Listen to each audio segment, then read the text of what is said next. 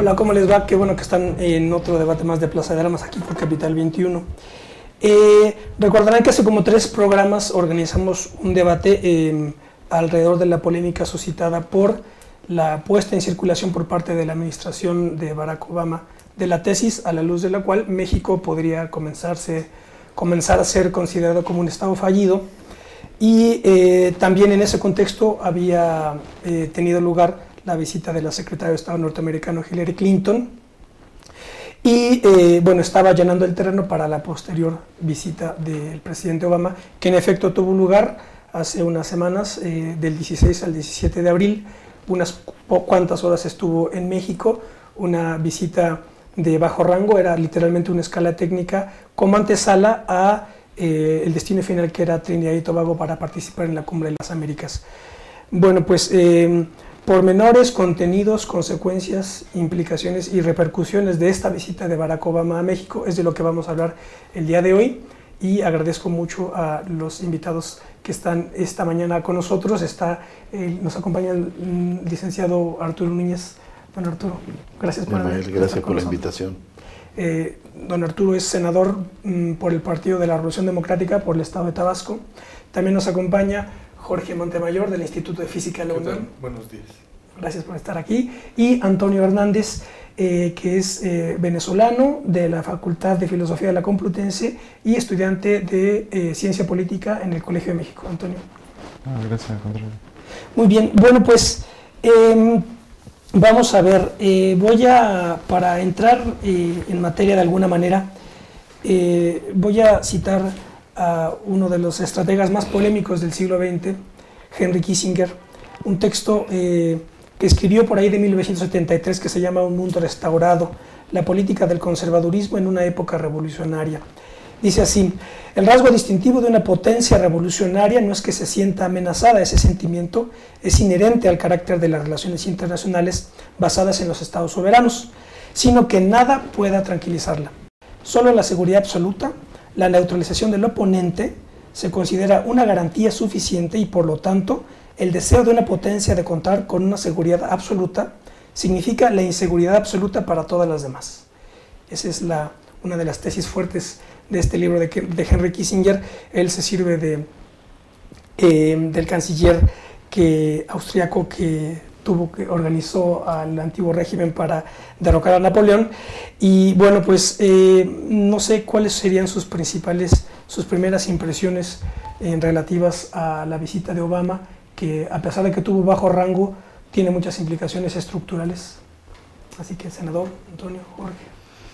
Bueno, yo creo que los resultados concretos no correspondieron a las expectativas generadas, que eran muy amplias y que quizá no tenían sustento de origen justamente por las características y la rapidez del viaje, pero sí se advierte el propósito del presidente de Estados Unidos, no obstante lo rápido de su visita, de replantear un tanto la relación, primero a partir de lo que habían querido las agencias de seguridad, planteando el tema del Estado fallido, porque el discurso de la corresponsabilidad es ahora el discurso que asume Washington en la relación bilateral para todos los temas comunes que compartimos México y los Estados Unidos.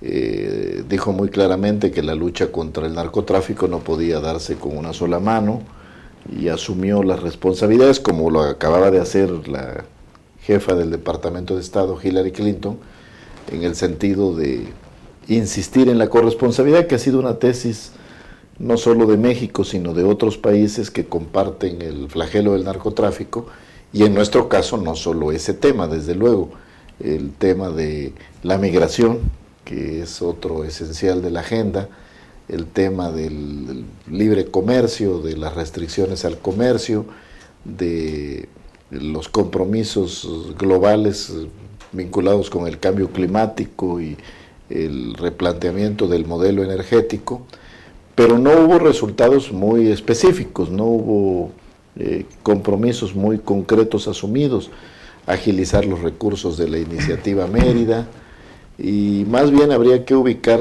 los resultados en términos de la conceptualización de la idea de corresponsabilidad en los temas de la agenda común. Así diría yo de primera intención, mi impresión del viaje del presidente Obama a México. Antonio, Jorge. Bueno, yo lo vería en el mismo marco, pero digamos en un plano un poquito más general. Nosotros vemos que no puede estar desligada la actuación del presidente Obama del hecho de que estamos en una crisis económica que va a devenir en política y en social a nivel mundial, probablemente pronto, que la magnitud de la crisis no se había visto algo parecido a esto desde 1929, con otras características, en una época en donde por primera vez el capitalismo internacional está desempleando más gente de la que ocupa al implementar nuevas tecnologías, como es toda la robotización industrial y todo el uso de cómputo para labores administrativas. Y por otro lado estamos en un problema en los albores de producir unas nuevas fuentes energéticas primarias ajenas a las fósiles, que están en franca declive, y entonces eso también plantea un problema, y es un problema alimentario para más de la mitad de la población del mundo, puesto que ahí no deja de estar vigente la posibilidad de que se busque producir etanol a través de procesamiento de cereales básicos, que son 3, ya sabemos cuáles. Y eso, pues si sabemos que desde 1960 las tierras que se usan para agricultura están ya saturadas y la producción ha ido incrementándose a consecuencia de mejores tecnologías de diferente tipo, pues entonces tenemos un problema potencial que amenaza por lo menos la mitad de la población mundial y probablemente el 85% de la población mundial en su posibilidad de sobrevivir. Digamos que para 200 millones de autos, si los tuviéramos todos por cereales, como el maíz, para hacer biocombustibles, estaríamos hablando de que debería dejar de existir el 85% de la población humana. Y estaríamos también hablando de que sobre el agro hay otra presión muy fuerte, que es, en épocas de crisis sobre todo, pues lo que busca el capitalismo es elevar la tasa de ganancia, y eso implicaría una reindustrialización, pero a nivel masivo en todo el planeta, de cuestiones agrícolas. El economista Samir Amin lo ha dicho muy claro, esta labor que pretenderá el imperialismo global, digamos Europa, Japón y Estados Unidos fundamentalmente, implicará sustituir 3.500 millones de agricultores que están en el nivel de subsistencia por alrededor de entre 30 y 50 millones de agricultores altamente tecnificados, y eso significará aumento en el precio de los cereales, y significará pues que van a ser desplazados para los fines prácticos 3.500 millones de habitantes que no pueden ser reincorporados a la actividad económica directa antes de un lapso de 50 años. Y entonces eso significa una contradicción política, social y militar potencialmente pues muy dura. Si vemos ese contexto general, pues entonces vemos que la situación está potencialmente delicada, y en particular vemos que Rusia no le cree al rollo bonito de Obama. Nos lo están presentando como un nuevo producto suavizante de tela, una nueva Coca-Cola, y resulta pues que Rusia se está planteando incrementar su presupuesto militar en el orden de un 25% oficialmente, vamos a ver cuánto más. Y bueno, nada menos hoy sale fotos del desfile militar chino, y salen varios submarinos atómicos, y pues precisamente pues la gente es muy práctica, se guía por los hechos, ¿no? Y pues nosotros tenemos una experiencia de más de 250 años de trato con los gringos. Nos dieron una muestra de que nos aman un montón, y nos quitaron 2 millones de kilómetros cuadrados de territorio. Y si vemos que después de la OTAN, en 1947, Estados Unidos, como cabeza del imperio global, ha llevado a cabo 247 intervenciones militares en todo el mundo y ha producido 30 millones de muertes de civiles, pues no se ve que haya cambiado en todo este tiempo. Y si vemos 1,5 millones de habitantes muertos en civiles también en Irak, pues la sed del petróleo de los gringos no se ve que se esté terminando. Y sí, entonces yo vería que bajito de la alfombra, bajito de la mesa, pues están las presiones, están las plásticas. Estructurales, ¿no? Sí, y que entonces pues Obama vino aquí pues a apretar tuercas, a decirle al administrador de su país, como lo considera, que es nuestro territorio, cómo debemos llevar la economía, cómo debemos llevar el petróleo, cómo debemos usar el ejército para luchar contra el narcotráfico, que por cierto es un problema que ellos inventaron, los gringos. Antonio, un primer comentario. Sí, bueno, coincidiendo con el planteamiento general, es decir, no se trata de una visita larga destinada a tomar decisiones, de negociar cuestiones fundamentales, sino un primer gesto, ¿no?, de parte del nuevo presidente de Estados Unidos. Bueno, resulta importante, yo creo, señalar que uno de los temas concretos en los que se está planteando o empieza a plantearse la cuestión de la corresponsabilidad es el tema de las armas, es decir, bueno, un tema delicado, ¿no?, en Estados Unidos, la venta de armas, y entonces lo que empieza a verse es una especie de doble juego en el que por una parte en México se plantea la cuestión de la venta de armas en los Estados Unidos y en la frontera, y no solo ya el consumo de narcóticos, etcétera, y por parte de Estados Unidos lo mismo, el tráfico de narcóticos por una parte, y por otra la demanda de armas, ¿no?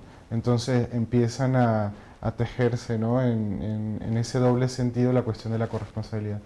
Y bueno, por último, me parece ya importante señalar también que la visita de Obama, como decías en tu introducción, ocurre justo antes de la Cumbre de las Américas, lo cual, digamos, no tiene algún significado, ¿no?, que bueno, que quizás discutiremos más adelante, ¿no? Pero bueno, pues manteniendo la perspectiva, la escala, digamos, estructural de larga duración, para poder ver las tendencias que convergen en la figura del jefe de Estado norteamericano, que en este caso es Barack Obama, y tampoco para ser demasiado ingenuos u optimistas con el hecho de que sea un presidente demócrata o republicano.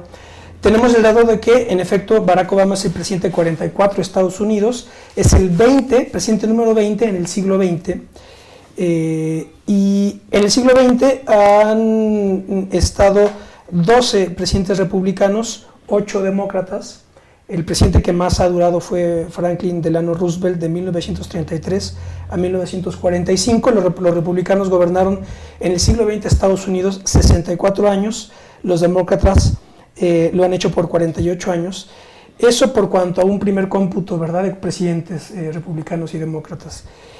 Ahora bien, cuando esa información se filtra por ya puntos clave, Primera Guerra Mundial, crisis del 29, Segunda Guerra Mundial, Guerra Fría y contención anticomunista, caída de la Unión Soviética y septiembre 11, para poner puntos, nos damos cuenta que ahí los republicanos y los demócratas están prácticamente compartiendo el control del Estado. En la Primera Guerra Mundial le toca todo a Woodrow Wilson, del 13 al 21, que era demócrata, pero la crisis del 29 le toca a Hoover, que era republicano, del 29 al 33, y luego Roosevelt, del 33 al 45, que era demócrata. La Segunda Guerra Mundial, esa sí le toca toda a Roosevelt, con lo cual podemos decir que es a lo mejor el estadista más importante de Estados Unidos en el siglo XX. Y luego la Guerra Fría y la contención anticomunista les toca por igual. Truman, un pedacito de... Claro, Truman, después Eisenhower, republicano, Kennedy, Johnson, demócratas, Nixon, Ford, republicanos, Carter, demócrata, Reagan, republicano. Después viene la caída de la URSS y viene Bush primero, republicano, y luego Clinton, demócrata, y ahí está la Guerra de los Balcanes e Irak 1.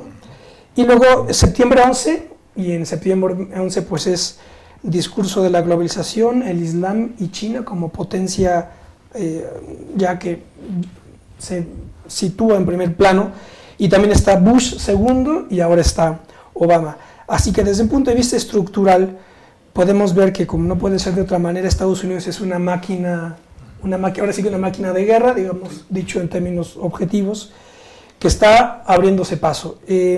Con lo cual hay que ser, desde mi punto de vista, pues bastante cuidadosos y saber en qué momento encender las señales de alarma por lo que está pasando ahora en el contexto de la iniciativa de Mérida, que fue pergeñada en la época de Bush.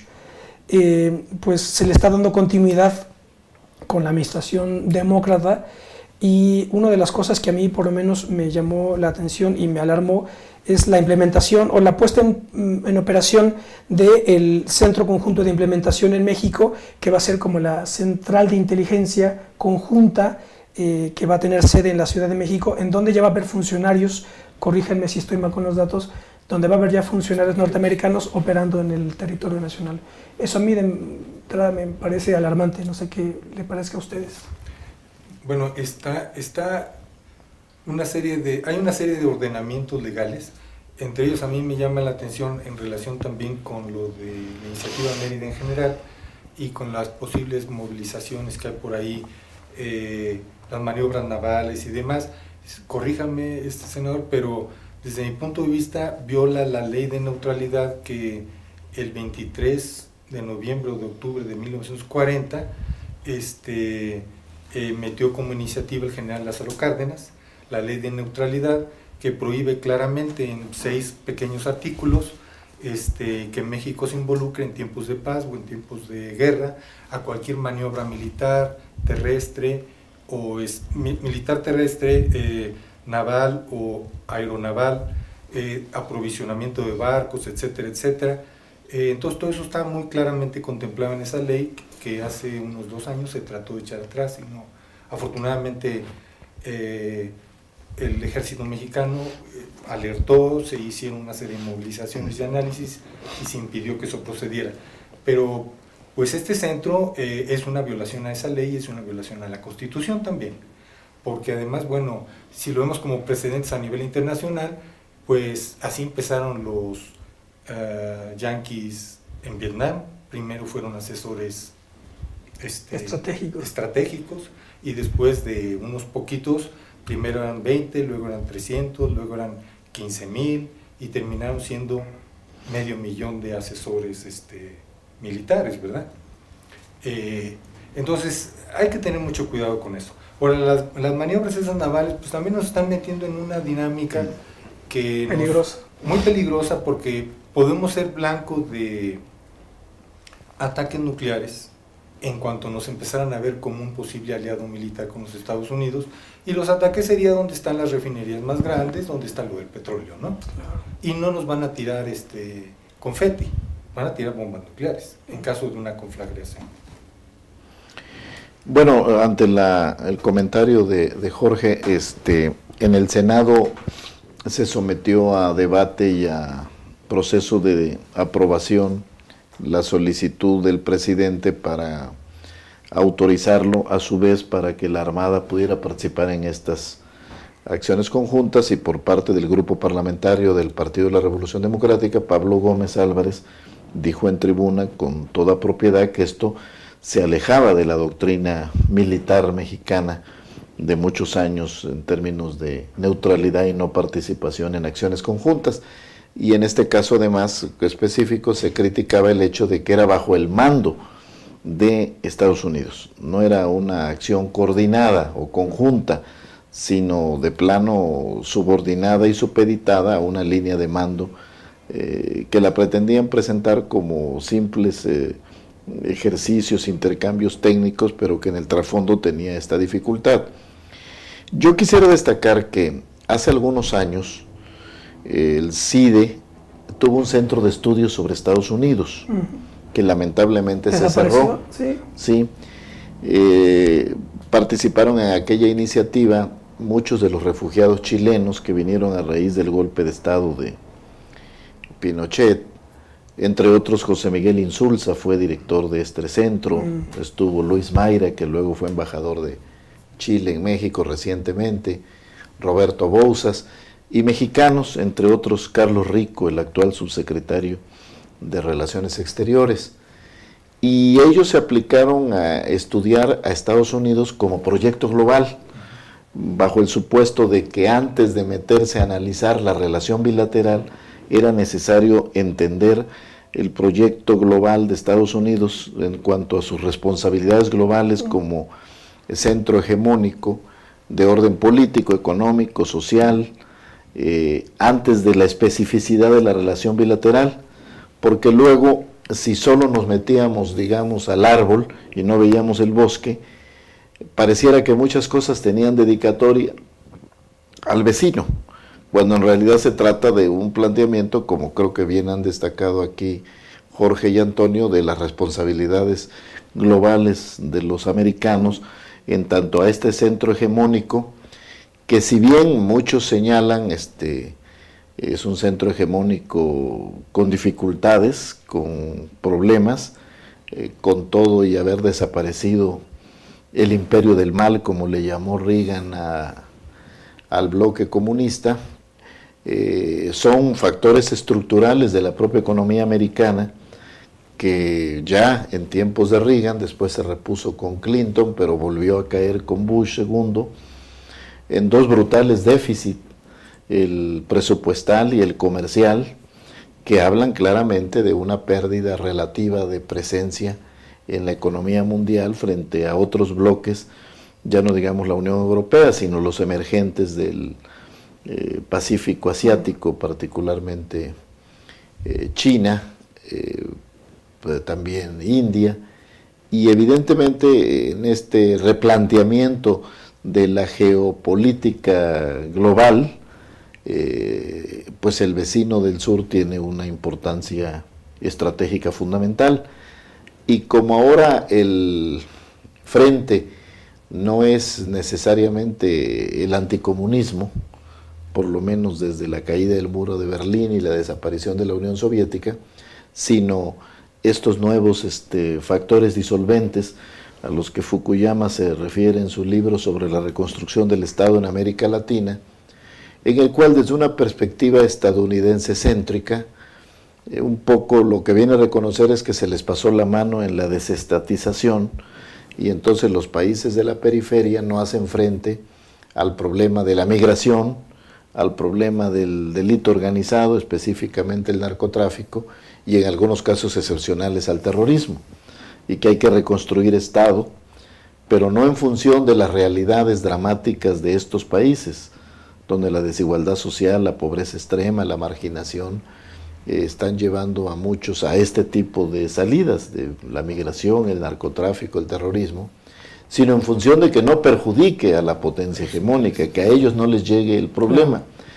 Entonces sí tenemos que tener un referente global en la relación bilateral y no caer en aquella ingenuidad de Fox, que sobreexcitado por haber sacado al PRI de los Pinos, que sin lugar a dudas era una tarea importante, pues se puso en aquella visita al rancho de que íbamos a hablar de tú a tú y de que era una nueva relación, y ya quería mediar a reconciliar las dos Coreas y a participar en el Consejo de Seguridad de la ONU para meter orden en el mundo y querer tutelar los derechos humanos en Cuba, con toda la zona de desastre en que convirtió Fox la política exterior. Yo creo que el gobierno mexicano tiene que cuidarse pues de no pecar de ingenuidad por mucho entusiasmo que genere y aún el beneficio de la duda del presidente Obama, porque al final de cuentas esto no es cuestión de un hombre, sino de una potencia hegemónica, con sus responsabilidades globales y con sus intereses y él se ve de ellos, concretos. Sí. Antonio. Sí, bueno, en esa misma línea, digamos, lo primero que aparece es, yo creo, el proceso de continuidad, ¿no? Es decir, no hay una modificación importante en cuanto a, por ejemplo, el intercambio seguramente desigual en cuestiones militares, ¿no?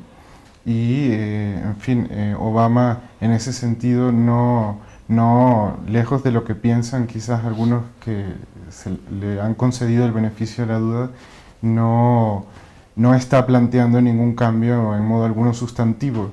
Es decir, sigue una política de influencia, de presencia militar, que bueno, en los próximos meses veremos si es complementada con otro tipo de injerencia o participación. Pero de momento no hay, por supuesto, relaciones tú a tú. Ningún país de América Latina lo tiene con Estados Unidos, ni está planteado que lo vaya a tener.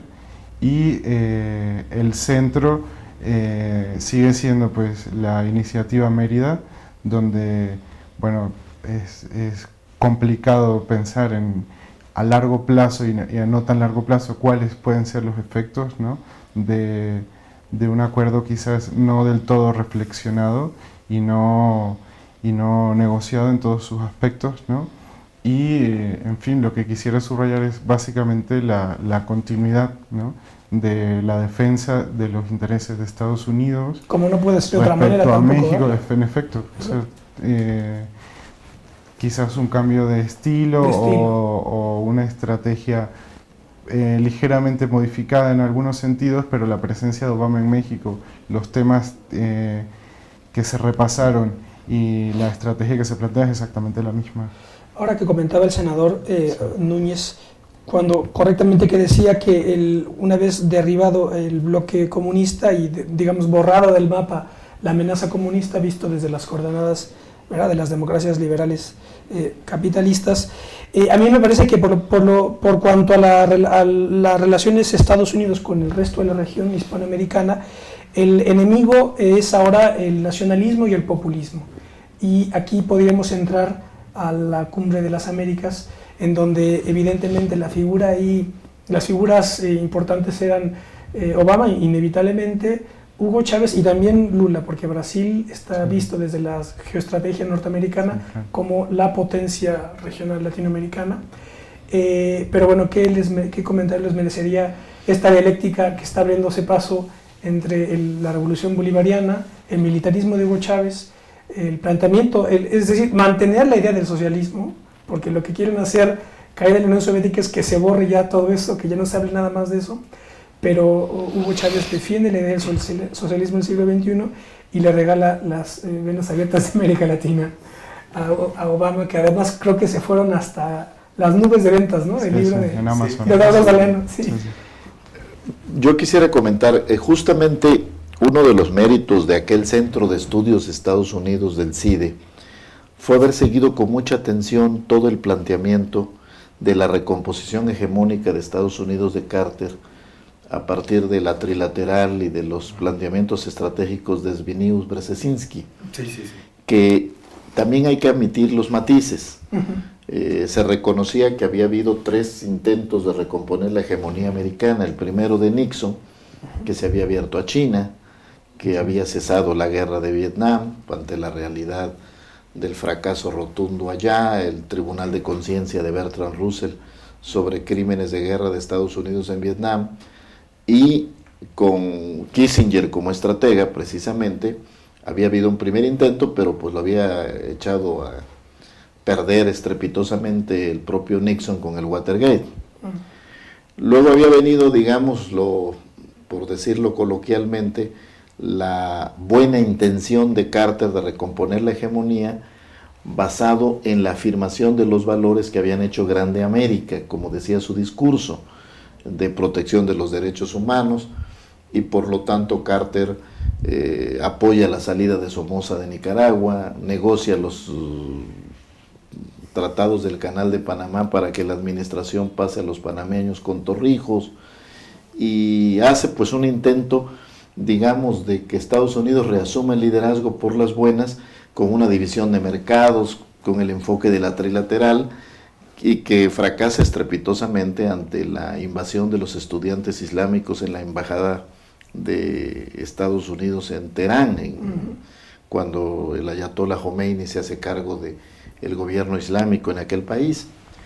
Y ante también resultado difícil, la línea dura de Reagan, se impone con el manotazo de que hay que enfrentar al imperio del mal y diseña una estrategia en la que la crisis de la deuda es aprovechada para disciplinar a países indisciplinados del tercer mundo, para enfrentar junto con la Thatcher el multilateralismo castigando a los órganos de Naciones Unidas, también diciendo que no avanzaba el comunismo en ningún otro país, bombardeando Trípoli, rescatando Granada del comunismo en la visión americana. Y hay matices.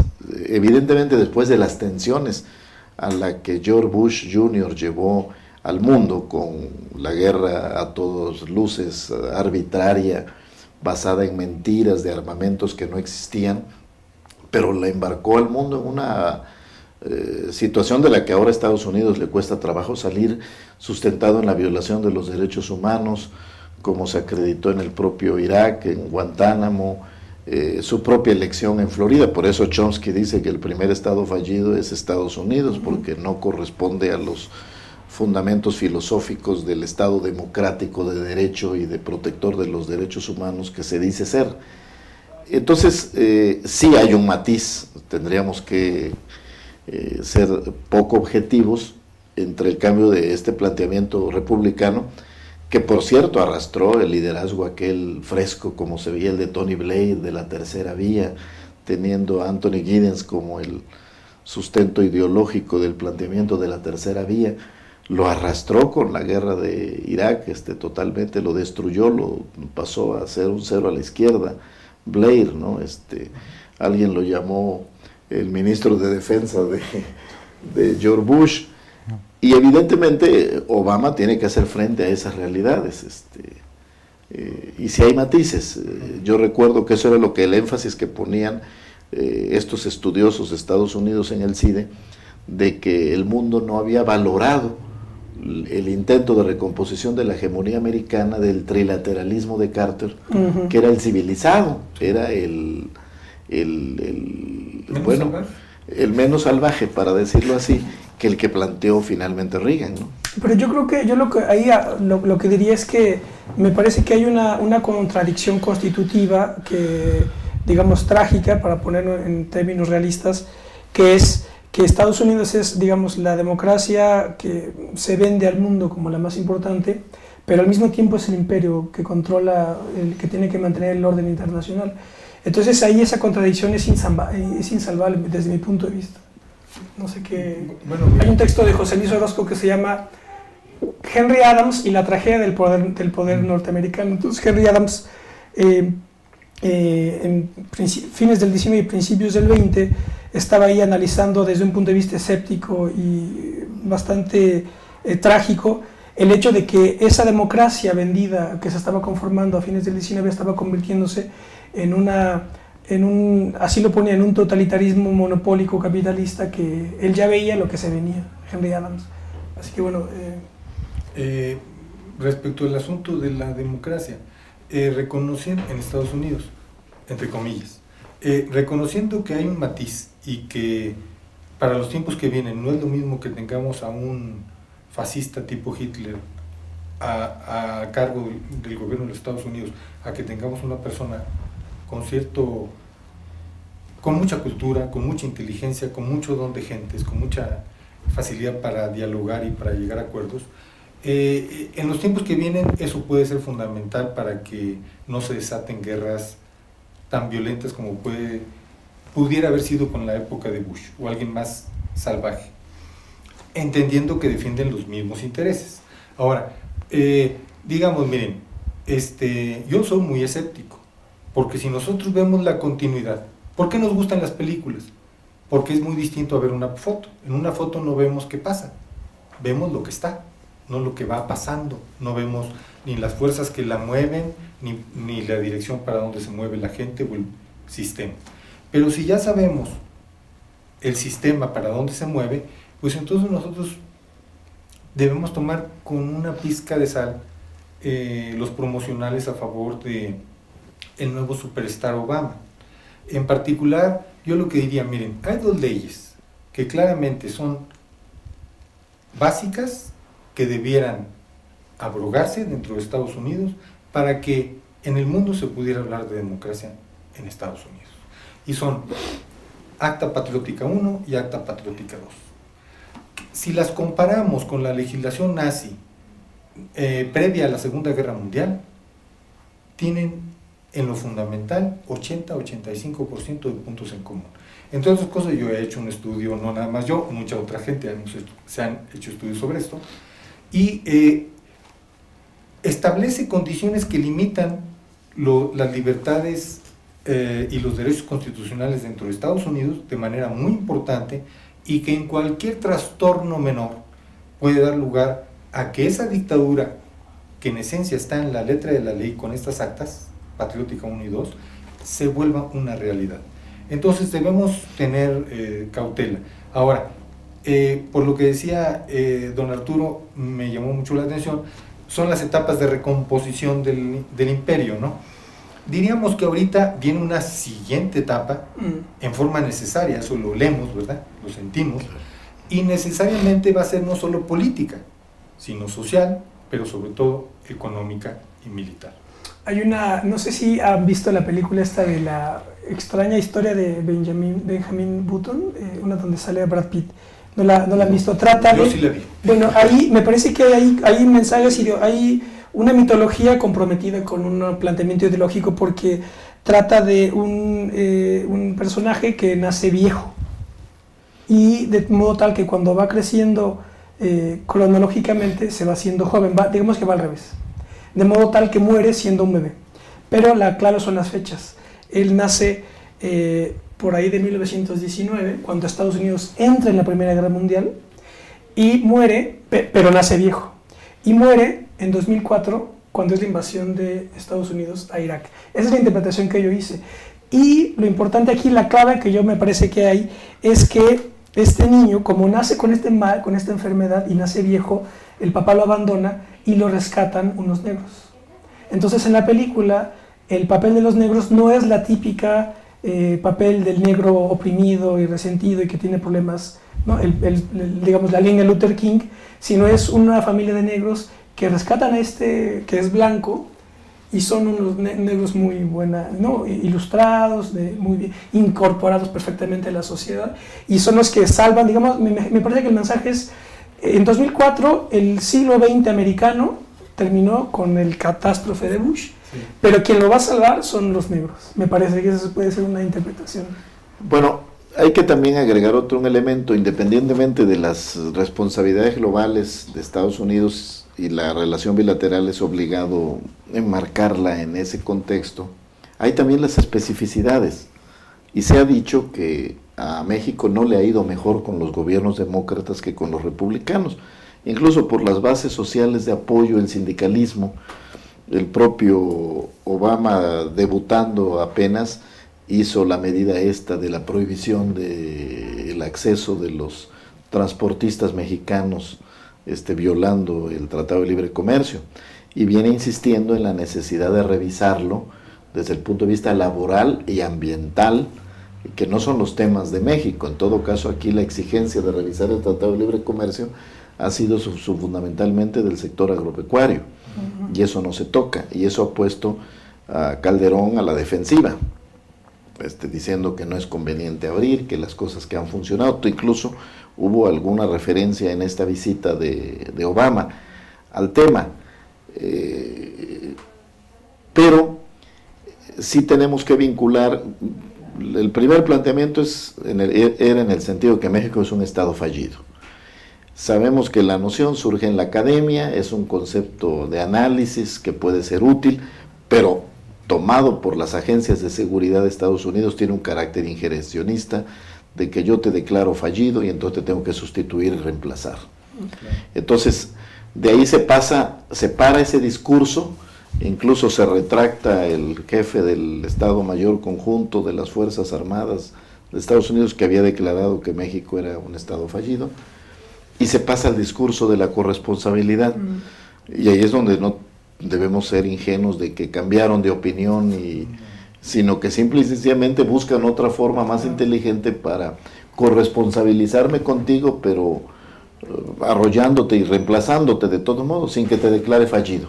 Lo que pasa es que no puedes. Y como no puedes, yo te tengo que apoyar, sea Plan Colombia o sea Iniciativa Mérida, ¿no? Además, el recientemente designado embajador Carlos Pascual formaba parte del Brookings Institution, que es el centro de pensamiento cercano a Obama, y que son los que estuvieron involucrados en la noción diseño de Estado fallido. Claro. Pero además, fíjate, Pascal, digo, en su currículum... ¿Pascual? Sí, Pascual, sí. Perdón, Pascual. De origen cubano, en su propio currículum manifiesta que fue uno de los artífices de la política que desmembró a la Unión Soviética. Y ha estado en otros lugares donde ha hecho labores equivalentes. Claro, en Ucrania. Entonces, a mí me recuerda mucho esa política a nivel filosófico que mostró un salvaje, pero no era tonto, Teodoro Roosevelt, que es: tú hablas suavemente, pero lleva un gran garrote. Claro. Entonces, esto me recuerda a eso, porque entonces resulta que nos hablan bonito, nos dicen, no hombre, ya no eres Estado fallido. Yo coincido con el senador, sí, con don Arturo. Somos corresponsables. Sí, y entonces, ¿qué ocurre? Nada más que yo soy más responsable que tú. Pero te mandan al Pascual, ¿para qué? Pues para que organice. Pues no van a ser las fiestas del Bicentenario, precisamente, ¿verdad? Sí, yo creo que el principal, digamos, matiz parte de una cuestión real, y es la ineficacia de la política de Bush respecto a América Latina en general, ¿no? En fin, lo que parece que empieza a proponerse el gobierno de Obama es que una política más eficaz. Y ahí detrás de eso viene incluida una cierta benevolencia, ¿no? Incluso en el lenguaje y en fin, en decisiones también importantes. Por ejemplo, lo que comentaba el senador de cuáles son los efectos de los gobiernos demócratas, por ejemplo en México o en América Latina, pues es muy claro, y la Cumbre de las Américas lo pone, yo creo, de manifiesto, que empiezan a sentirse efectos que a mi juicio son negativos del gobierno de Obama, y voy a explicar más o menos por qué. Vamos a poner una fecha, desde el año 1998 más o menos, comenzó en América Latina, bueno, lo que algunos han llamado un giro a la izquierda o sucesivos triunfos electorales de distintas izquierdas, ¿no? De esas que comentabas tú, Ismael, que muchas de ellas han sido llamadas nacionalistas, populistas, etc. Curiosamente, o no tan curiosamente, esos gobiernos llamados nacionalistas han puesto en marcha un conjunto de mecanismos y procedimientos de integración regional. De hecho, como no se habían visto pues, en la década de los 80 y de los 90. Es decir, por poner dos ejemplos, la relativamente reciente formación de UNASUR y también la alternativa bolivariana que, en fin, que reúne a un grupo de países el ALBA, ¿no? pequeño, el ALBA, el ALBA, ¿no? Entonces, las dos condiciones de posibilidad de esos mecanismos de integración eran básicamente que los triunfos electorales de las izquierdas, vamos a decir izquierdas para no entrar en el debate porque son muy diferentes entre sí, y por otra parte la presencia de un enemigo común, que era, digamos, el gobierno de Estados Unidos, ¿no? ¿Qué pasa con el triunfo de un gobierno demócrata, con la presencia de un gobierno más benévolo, etcétera? Pues lo que se está empezando a ver a partir de la Cumbre de las Américas con muchísima claridad es que primero el enemigo común desaparece, y esas diferencias que por el momento no parecían producir muchos efectos entre las distintas izquierdas comienzan a acentuarse. ¿Qué quiero decir? Pues que hay algunos países de América Latina que perciben al gobierno de Obama como una ocasión para negociar, para digamos, detener una política franca de militarización en ciertas regiones, pero por otra parte hay otra izquierda, que no sé si llamarla más dura, que por el contrario insiste en la tesis de la continuidad entre el gobierno de Obama y los gobiernos anteriores, Y eso está ya teniendo efectos, es decir, no es solo una cuestión, digamos, de discurso o ideológica, sino que está empezando a producir efectos. Uno de ellos, quizás el principal, es que con la Cumbre de las Américas vuelve la idea de la Organización de Estados Americanos, que había sido muy golpeada en los últimos años, vuelve a tomar fuerza, impulsada precisamente por el gobierno de Estados Unidos. Entonces, eso por una parte. ¿Cuál es digamos, la novedad o el resultado de este refortalecimiento de la OEA? Pues que ahora se intenta proponer la incorporación de Cuba. ¿Qué es lo que plantea, digamos, esa izquierda dura que gira en torno al ALBA? Que no se trata de incorporar a Cuba a la OEA, sino de lo que se trata es de que Estados Unidos no participe como miembro en los organismos de integración regional. Entonces, no se trata tanto de reincorporar a Cuba, sino de expulsar a Estados Unidos, ¿no? Claro. Entonces, eso ya supone un primer efecto de la presencia de un gobierno demócrata. Es decir, las izquierdas se separan, las diferencias se hacen mayores y de momento sigue siendo incierto lo que pueda ocurrir en los próximos meses. Porque, bueno, los gobiernos del ALBA se negaron a firmar la resolución final de la Cumbre de las Américas y, en fin, todo está por verse en ese sentido. Cuánto se ha avanzado, ¿no?, en mecanismos de integración regional y cuáles van a ser los efectos últimos respecto a esos procesos del gobierno de Obama, ¿no? Don Arturo, Obama en la cumbre. Bueno, yo creo que el tema de Cuba es un tema definitorio de la posición de Estados Unidos frente a América Latina, ¿no? Y si bien Obama, antes de asistir a la cumbre, emitió un par de medidas, digamos, saludadas por cierta distensión respecto del tratamiento a Cuba, pues no atiende el tema fundamental, que es el fin del bloqueo comercial, ¿no? Y tiene que ver con el momento que está viviendo Cuba, con la transferencia del mando del comandante Castro al presidente Raúl Castro y la asunción plena de poderes de esto con el ajuste que acaba de hacer de su gabinete y la presencia de todos estos gobiernos de las distintas izquierdas que van de Chile, Argentina, Bolivia, Ecuador, recientemente El Salvador, desde luego Venezuela, que pues plantea la necesidad de un replanteamiento de fondo de la relación de Estados Unidos con el subcontinente latinoamericano, ¿no? Y en donde un elemento definitorio fundamental es sin lugar a dudas Cuba. Hay un planteamiento que hizo, él presentó un artículo firmado por él, por Barack Obama, bueno, yo lo leí en el Universal, pero seguramente circula por todos lados, en donde me parece que es un primer posicionamiento de cara a la Cumbre de las Américas, pero el texto me parece bastante elemental, digamos, no deja mucho que desear, porque empieza diciendo que hay que ver hacia el futuro, la típica retórica, ¿no?, bastante elemental, que no dice nada, que la puede decir, ¿no?, cualquiera, yo, etcétera. Lo que dijo, yo no vine a ajustarme con el pasado. Exacto. Entonces, ahí, frases mediáticas. Mediáticas que no dicen absolutamente nada porque en fin, ¿no? Todo está trabado, ¿no? Si no van asociadas a medidas concretas y oportunas, ¿no? Como quieren decir, bueno, me parece que Calderón también en su campaña decía, vamos a mirar al futuro, y todo lo que vamos a dejar el pasado, pero eso no iba a ser el presidente del empleo, imagínate. Sí. Mira, me parece que, por ejemplo, su frase de Obama reciente, que acaban de comentar, lo que trata un poquito es de decir, no miren al pasado, vamos al futuro. O sea, olvídense que soy un imperialismo guerrero sangriento. Miren, ahora sí soy una ovejita, ahora sí soy sus cuates. Por un lado, en el discurso.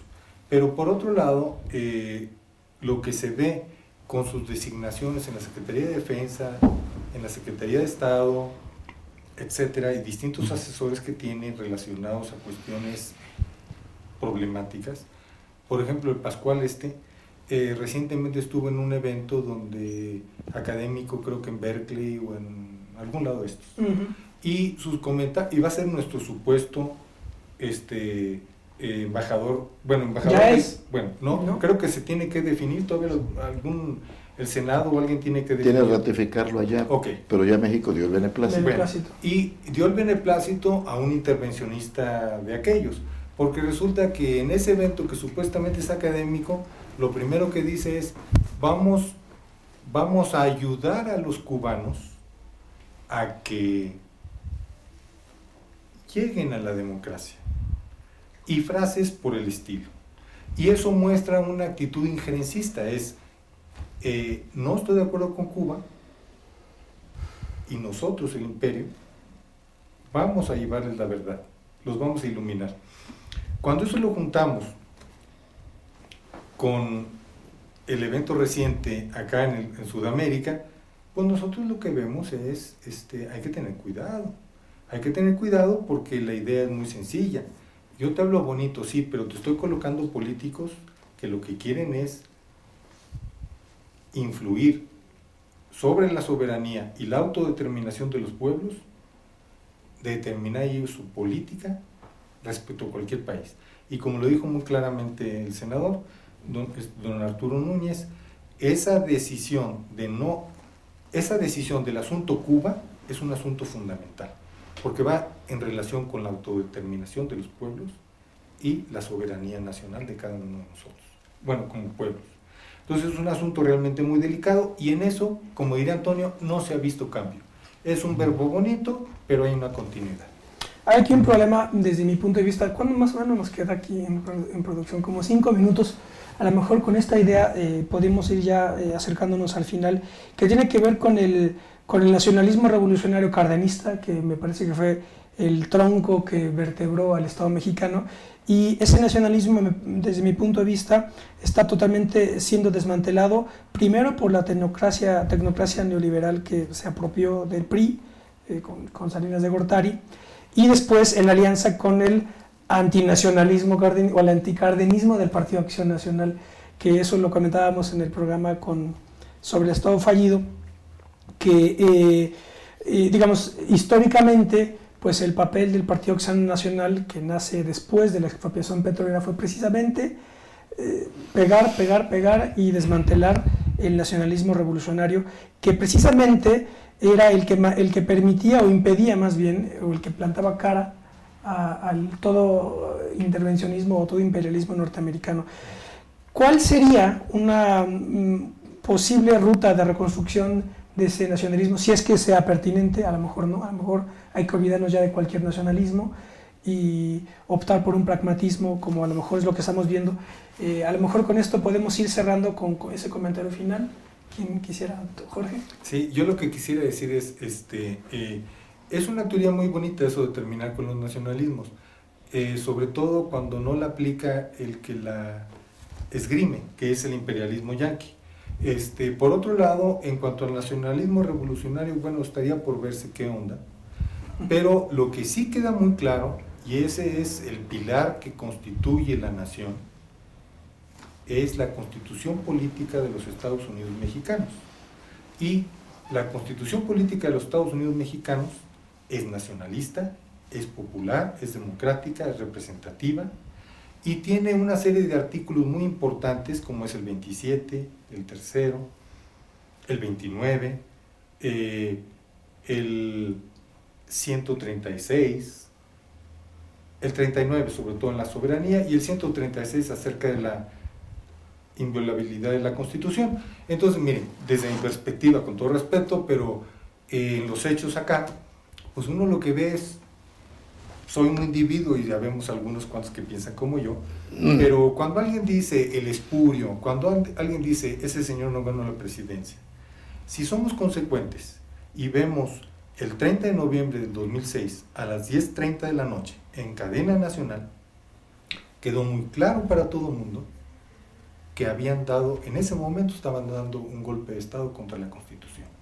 En el momento en que el ejército le da la banda presidencial a un señor que no ganó, que se llama Felipe Calderón, que es un títere de los capitalistas más fuertes del mundo.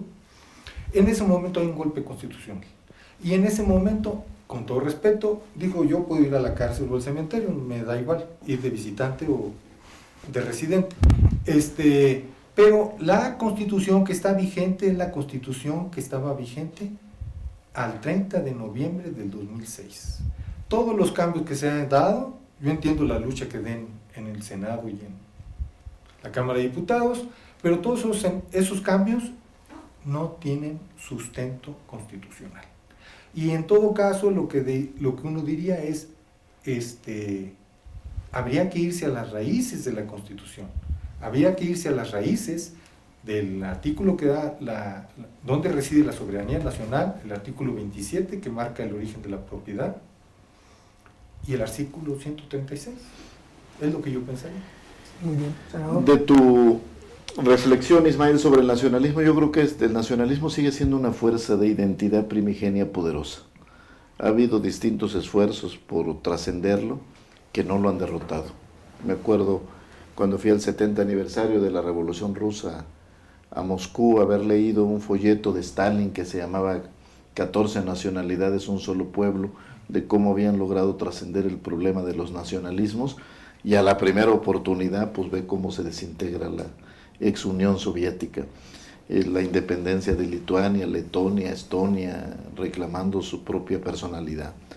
La cohesión que el mariscal Josip Broz Tito logró en la Federación Yugoslava, ve una vez que fallece Tito, cómo emergen otra vez los reclamos nacionalistas de serbios, de bosnios, de montenegros, de Herzegovina, de todas las regiones que constituían Yugoslavia. Es una fuerza enorme.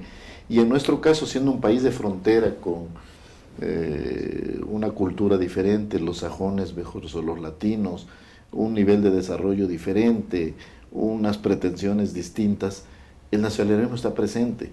Aún en el farsante de Fox, que fue de entreguista, finalmente por las cosas en el Consejo de Seguridad las relaciones se tuvieron que endurecer y se nos recordó de manera muy pragmática que Estados Unidos, antes que amigo, tiene intereses. Claro. De tal manera que aún los entreguistas se encuentran con una realidad de intereses hegemónicos.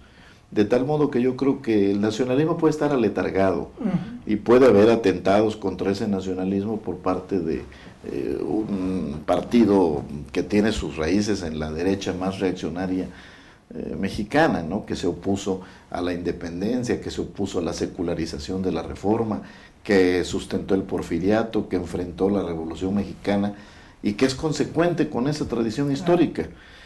Pero yo creo que pueden tener triunfos electorales momentáneos, pero la esencia, la base social del pueblo mexicano, por razones de realidades, de confronta, de ser país de frontera, es nacionalista y tarde que temprano se habrá de acreditar. Sí, la primera cuestión es que en ciertos países, ¿no?, de América Latina, lo que ha ido ocurriendo después de 20 años de desestructuración, digamos, del Estado y el predominio de toda una corriente antinacionalista, es que han sido, digamos, los sectores populares, o los sectores más afectados precisamente por esas políticas antinacionalistas, los que junto a organizaciones políticas muy diversas que van desde partidos tradicionales, grupos militares, sacerdotes de barrios, ¿no?, etcétera, han ido logrando articular una cierta unidad orgánica entre esos sectores populares y las organizaciones políticas. Y en momentos de crisis han sido ellos los que han retomado, por decirlo así, la bandera del nacionalismo y bueno, han empezado a revertir hasta cierto punto y con grados variables lo que había sido las políticas de las décadas previas. Y el segundo aspecto, que en parte ya lo comenté, pero que me parece fundamental, es que han sido estos gobiernos nacionalistas los que han promovido con mayor decisión los mecanismos de integración regional, al contrario de lo que había venido ocurriendo también en los años anteriores. Bueno, muy bien, pues con esto terminamos este debate. Los dejamos con una de las tesis centrales de Carl Schmitt, un realista consumado, cuando decía: protego, ergo obligo, es el cogito ergo sum del Estado, es decir, protejo, luego obligo, es el pienso, luego existo del Estado, es la divisa fundamental del Estado. Con esto nos quedamos, nosotros pues estaremos atentos, y para utilizar la metáfora de la Plaza de Armas, pues habremos de resguardarnos en la Plaza de Armas cuando sea necesario hacerlo para defender pues al Estado, a la nación y a toda la región. Muchas gracias al senador Arturo Núñez por haber estado. Gracias por la invitación, Ismael. Antonio, muchas gracias. No, al contrario. Jorge, muchas gracias. Muchísimas gracias a todos. Bueno, esto es Plaza de Armas, nos vemos la próxima, hasta pronto.